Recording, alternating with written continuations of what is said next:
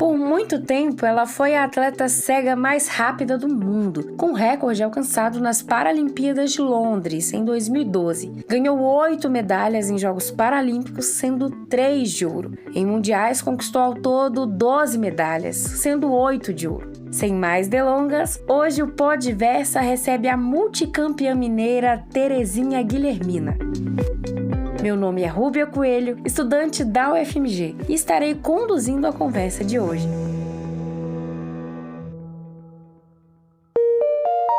Para tornar esse episódio mais acessível, começarei me audiodescrevendo. Eu sou uma mulher de 24 anos. Tenho olhos castanhos escuros, cabelos cacheados longos e castanhos. Me autodeclaro como branca e estou usando uma blusa da cor preta e uma calça jeans.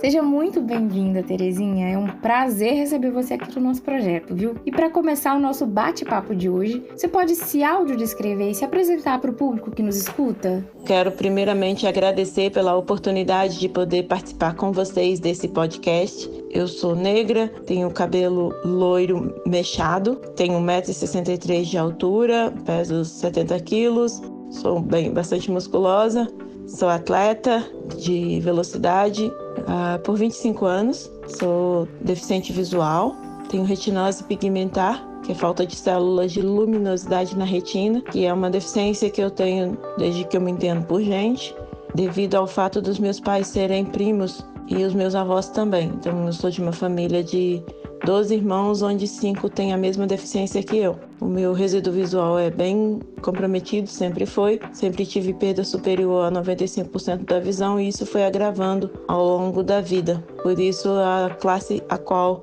eu compito é a classe T11, que é a classe de deficientes visuais que não enxergam ou que têm o campo visual desprezível. Por isso, todas as pessoas competem com tampões nos olhos e com vendas. No meu caso, eu sempre utilizei vendas coloridas, e aquelas bem divertidas. Que legal essa curiosidade das vendas, Terezinha. Mas voltando lá atrás, né? Você poderia nos contar como que foi o seu início no atletismo? Ou melhor, no esporte paralímpico em geral? Então, eu comecei no esporte, primeiramente na natação. Aconteceu um projeto na Prefeitura de Betim, em Minas Gerais, que oferecia atletismo e natação para pessoas com deficiência. E como eu só tinha o maiô, eu comecei nadando. Mas eu tinha muita vontade de correr, porque eu achava que correr eu poderia correr em qualquer lugar. E aí eu não estaria limitada aos horários que o treinador dava o treino. Mas aí eu voltei para casa e comentei isso com a minha irmã. Na época, ela chama Evânia e ela era empregada doméstica e ela tinha um par de tênis. Ela falou, olha, Terezinha, se é por falta de tênis, não tem mais. Ela me deu os tênis. E aí eu comecei a treinar. E aí eu comecei a correr, chamei meu irmão, porque só eu tinha me inscrito para o atletismo. Eu chamei meu irmão Pedro. E aí ele começou a treinar comigo. Como ele tinha um resíduo visual um pouco melhor que o meu, ele ia na minha frente, avisando os obstáculos que tinha. Olha, buraco, cachorro, pessoa vindo. Isso facilitava bastante a minha vida, porque na época eu não tinha guia e nem tinha condição de ter alguém que pudesse me acompanhar nos treinos, senão meu irmão. Eu não sabia dessa sua passagem pela natação. Agora voltando para a sua praia, o atletismo.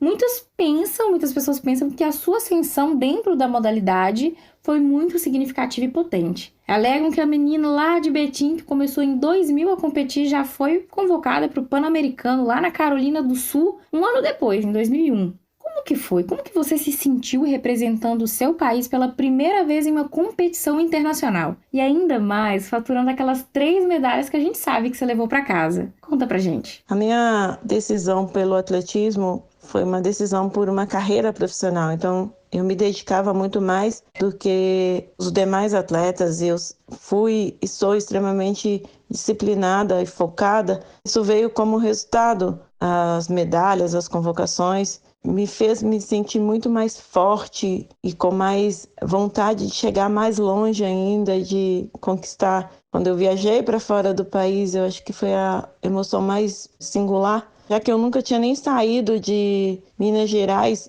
eu nunca tinha viajado nem de ônibus.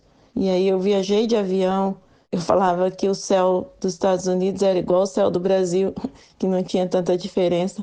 Foi uma emoção única e reviver esses momentos, essas lembranças, me faz eu me sentir realizada como pessoa, como atleta, como profissional. E eu digo que valeu a pena, foi realmente muito especial. Essas 3 medalhas no Pan-Americano da Carolina do Sul. Realmente deve ter sido muito emocionante mesmo. Indo mais adiante agora, vamos lá para sua primeira participação em Paralimpíadas, que foi em Atenas 2004. Você também levou umas medalhas para casa, em um bronze nos 400 metros. Como que foi para você chegar no pódio da maior competição mundial do esporte paralímpico? A medalha de bronze na Paralimpíada de Atenas, eu falo que ela foi uma chave que abriu muitas portas para mim.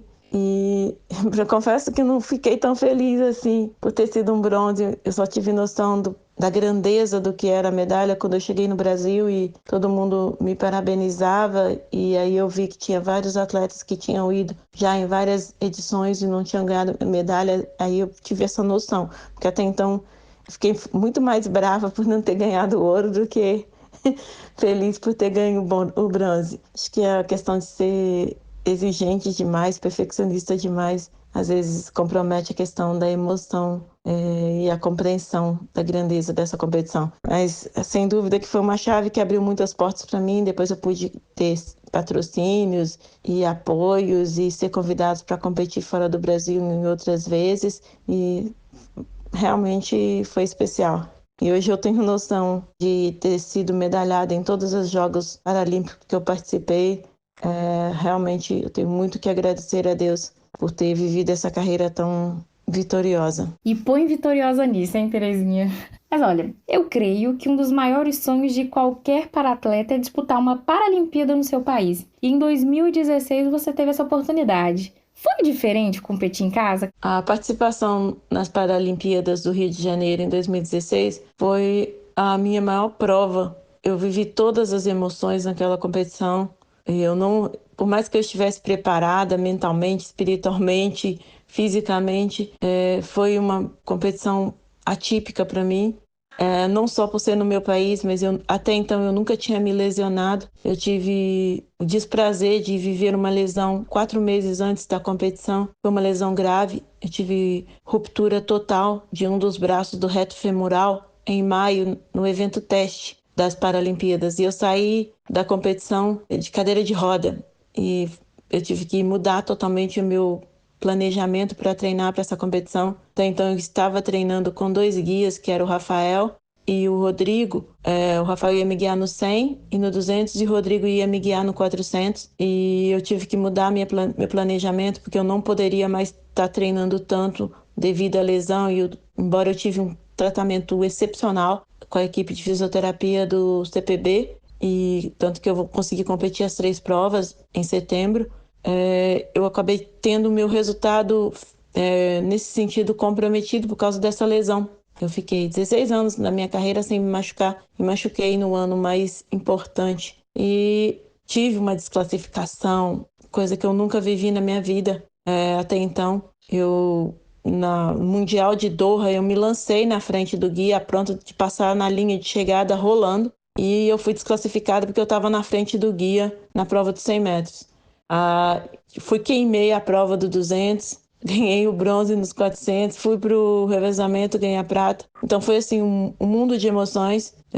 Quando eu fui desclassificada, eu pensei, o que eu estou fazendo aqui? Passou na minha cabeça, eu podia ir embora e começar de novo. E aí a gente tinha vários atletas novatas que estavam para participar do revezamento, elas estavam muito ansiosas. E aí eu falei, eu não posso, eu sou a atleta mais experiente desse revezamento e eu não vou poder jogar a responsabilidade em cima de nenhuma delas. E eu iria estar fechando o revezamento. E a gente, graças a Deus, conseguimos correr uma marca muito boa. Infelizmente, a gente não ganhou o ouro, mas conseguimos a prata, que foi um marco histórico para atletas ali que, acho que do revezamento, eu era a única que tinha ganhado medalha individual. Então, assim, foi uma oportunidade de, em equipe, a gente conquistar essa medalha para o Brasil e principalmente para as meninas que estavam ali tão novinhas e que queriam tanto essa medalha.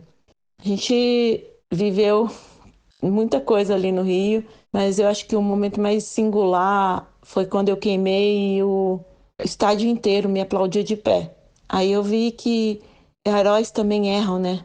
E que esse ser humano não precisa ser perfeito para ser aceito. E eu fiquei muito feliz com o carinho que eu tinha recebido do público todo. Foi emocionante, assim, essa carreira toda minha. Tipo, eu ganhei uma venda, uma bonequinha vendada de uma fã. Uma criancinha pediu para a mãe dela fazer uma venda para ela igual as minhas e foi correr para me mostrar que ela tinha venda. Então, assim, foi singular, foi maravilhoso. Eu cresci muito, eu amadureci muito com tudo que eu vivi ali no Rio de Janeiro. Amadureci não só como atleta, mas como ser humano, como profissional e principalmente como brasileira, que eu aprendi que a gente é emoção, mas a gente é coração, a gente é força, a gente é inspiração, independente de não ser perfeita. Isso foi a minha maior aprendizagem, o meu maior ganho ali nesses jogos. Realmente, o brasileiro é uma mistura louca de emoções. E você pode ter certeza que você vai continuar sendo a heroína de muitas pessoas que estão trilhando e de muitas que vão trilhar ainda um caminho de sucesso. Dentro das inúmeras conquistas que a gente já abordou aqui, e das que a gente nem falou, porque são muitas, né? Você pode nos contar qual foi a mais marcante? A medalha mais preciosa que eu já ganhei na minha carreira, sem dúvida, foi a medalha da prova dos 100 metros de Londres, nas Paralimpíadas em 2012. Porque no dia anterior eu tive a final dos 400 metros e o meu guia, o Guilherme na época, ele teve uma lesão durante a prova e ele caiu. Eu fiquei sozinha, sem ter noção de onde eu estava. Foi uma experiência bem estranha para mim, diferente. Sabe, um pesadelo? Aquilo não estava acontecendo, aquilo podia acontecer com qualquer um, mas comigo não. E aí eu me levantei, ajudei ele a se levantar e nós completamos a prova andando. O estádio também aplaudia a gente em pé, foi maravilhoso. Só que eles pegaram essa prova, esse tombo, e colocaram em todas as mídias. Em Londres tinha muita imagem minha. Então eu estava realmente em evidência. E foi muito forte, todo mundo sabia que eu tinha caído, que eu não tinha ganhado e etc.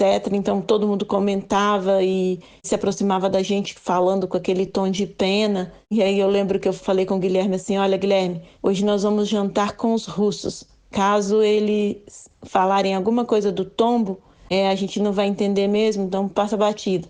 E aí no dia seguinte eu tinha a final do 100, foi quando eu bati o recorde mundial nos Jogos Paralímpicos, que é inédito, isso é raríssimo acontecer. Eu me sagrei a atleta cega mais rápida do mundo, reconhecida pelo Guinness Book, que era um sonho meu de ser a melhor do mundo desde pequena. Eu falava que eu ia ser a melhor do mundo. Se eu fosse uma policial, se eu fosse uma médica, o que eu fosse, eu seria a melhor do mundo. E aí eu descobri que eu tinha sido reconhecida pelo Guinness Book. O Guilherme, quando saiu, ele veio com um livro para mim e ele falou: olha, aqui tem uma foto, você sabe o que tem aqui? Sabe que livro que é esse? Eu falei: não, você sabe. Eu falei para ele: eu não gosto que me dá nada que eu não entendo, então você sabe que não é em braille. Aí ele riu e aí ele leu. E lá estava que eu era a melhor atleta cega mais rápida do mundo 2013, 2014. E isso me deu uma realização de um sonho de criança. E o mundo inteiro me reconhece como a melhor do mundo em alguma coisa. E tudo que veio depois daquela Paralimpíada, inclusive o vídeo de divulgação que hoje o IPC e o Comitê Internacional Olímpico está divulgando para inspirar participação, para vender ingresso, etc. É o vídeo dessa prova dos 100 metros. Eu corri muito colorida, com a venda, com xuxinhas e etc. Eu me realizei como atleta, como pessoa, como mulher, como criança, como tudo.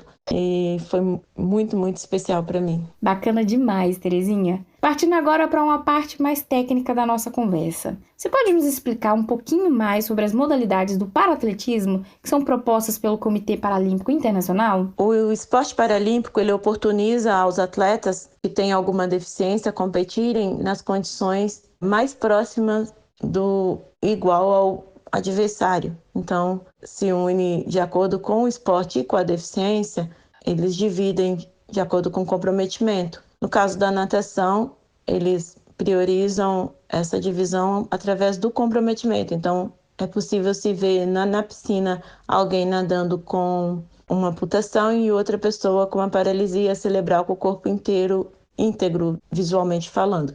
E já no atletismo, essa divisão é pela deficiência. Então, se divide os deficientes visuais, cada uma das suas classes, os intelectuais, os PCs, as pessoas que têm nanismo, são amputadas, aqueles que usam prótese e aqueles que usam cadeira de rodas. Entendi agora. Ficou bem mais clara essa divisão. Voltando lá, falando do ponto das mídias e das coberturas dos jogos, que você já retratou, foi muito especial em 2012, mas não tão legal em outras oportunidades. Hoje, como que você avaliaria a cobertura da imprensa sobre as suas participações em competições? A mídia, na minha carreira, ela fez muita diferença. Em especial, depois de 2011, eu consegui várias portas abertas e oportunidades devido às notícias que saíram, reportagens e etc. Pela minha vida, talvez por eu ser um pouco icônica, eu consegui me destacar bastante. E agradeço muito a todas as pessoas que, de alguma maneira, se interessaram pela minha história e me permitiram aparecer. Porque isso não me permitiu ser esquecida depois de alguns anos sem competir. Por isso eu estou hoje aqui nesse podcast.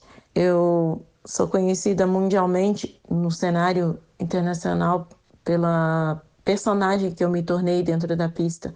Por ser colorida, por ser divertida, por dançar, por brincar. E isso me fez uma pessoa pública. E hoje eu, sendo psicóloga, me tornei palestrante e consigo vender essa personagem, essa história e toda a minha vivência em palestras motivacionais.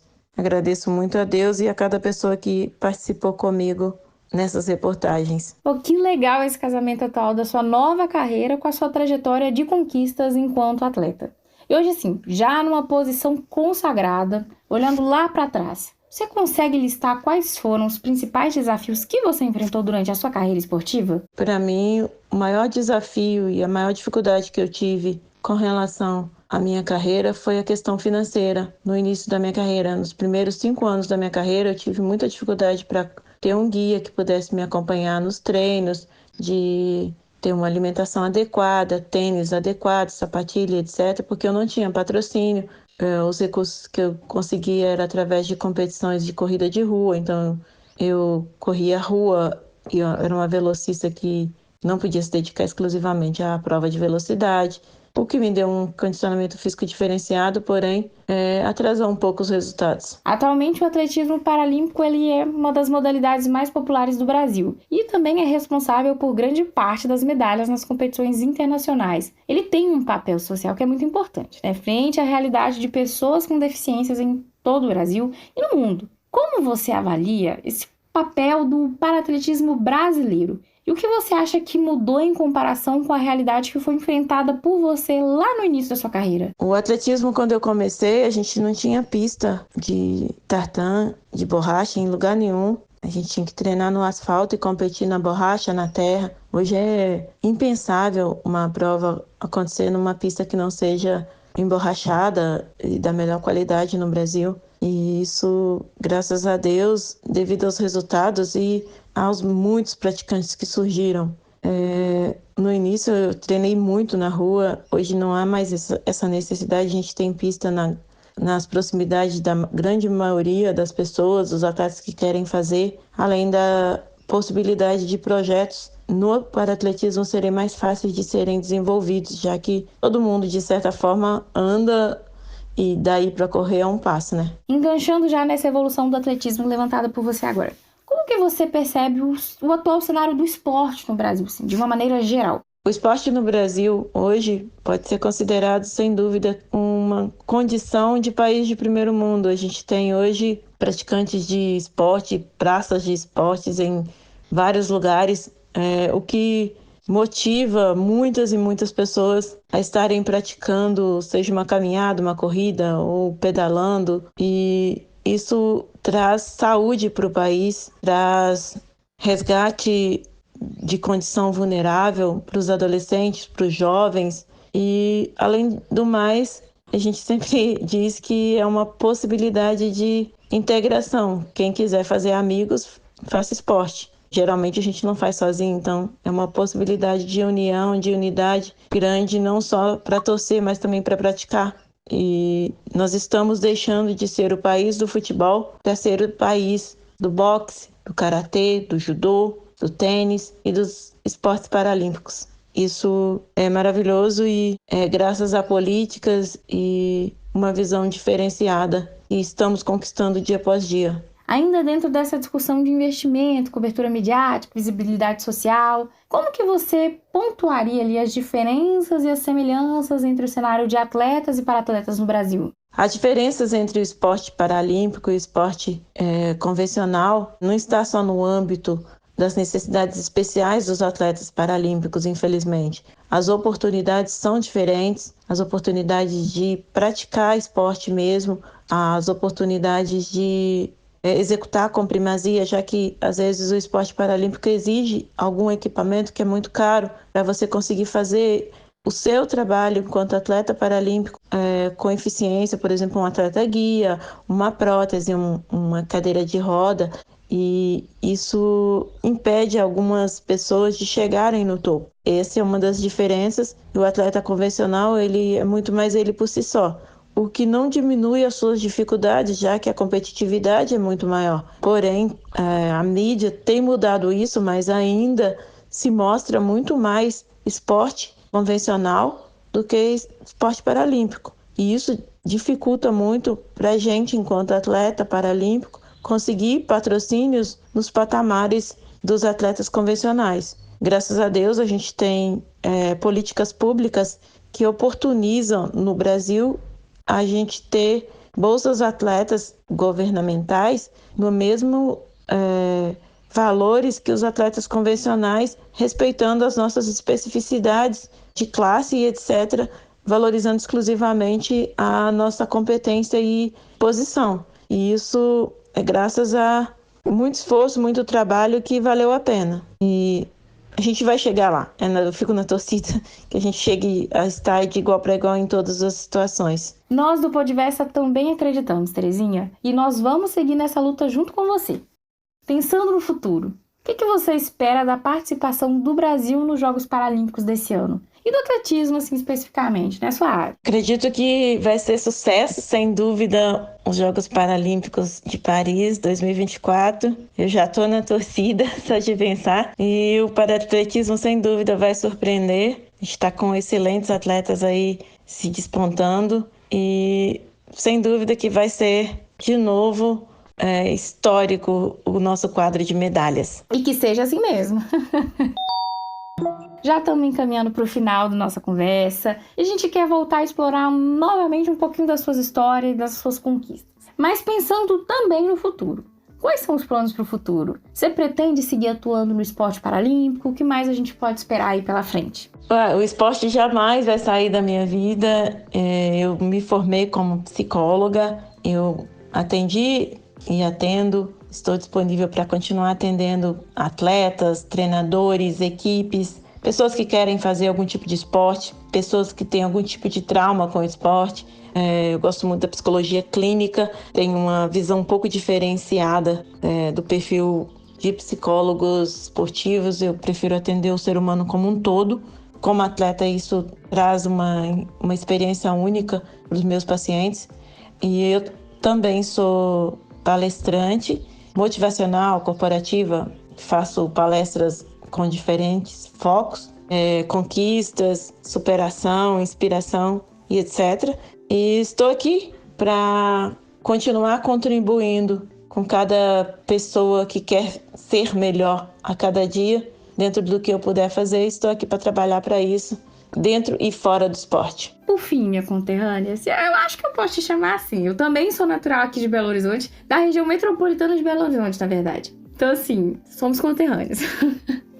Terezinha, qual mensagem que você gostaria de passar para os atletas brasileiros com deficiência visual que podem perceber ali em você, ver em você uma inspiração no esporte? A mensagem que eu deixo é de gratidão por participar com vocês mais uma vez e que vocês sejam os protagonistas da história de vocês. Seja qual for o sonho que vocês têm, desejo, a vontade, seja você a realizar, que para você vai fazer a diferença. Então não deixe o seu sonho para o seu filho, para o seu neto, para o seu amigo, para o seu marido, para a sua esposa, para o seu inimigo realizar. Seja você o protagonista da sua história. Viva a sua vida, que é única, exclusiva e maravilhosa, que é sua. Então, do outro lado, eu vou estar esperando para ouvir você contar o que você fez, como você fez e por que você fez. Somos seres humanos, somos mais que vencedores. Esse foi o Podversa, projeto financiado pela CAPES, Coordenação de Aperfeiçoamento de Pessoa de Nível Superior. A produção e a edição é de Marcos Pac, da Universidade Federal da Paraíba. Nas redes sociais e na pesquisa, Isabela da Mata, Rúbia Coelho e João Faustino, da Universidade Federal de Minas Gerais. Na pesquisa, Tamires Coelho, da Federal de Mato Grosso, Leiliane Alves, da Federal de Rondônia e Suzana Lopes, da Federal do Pará.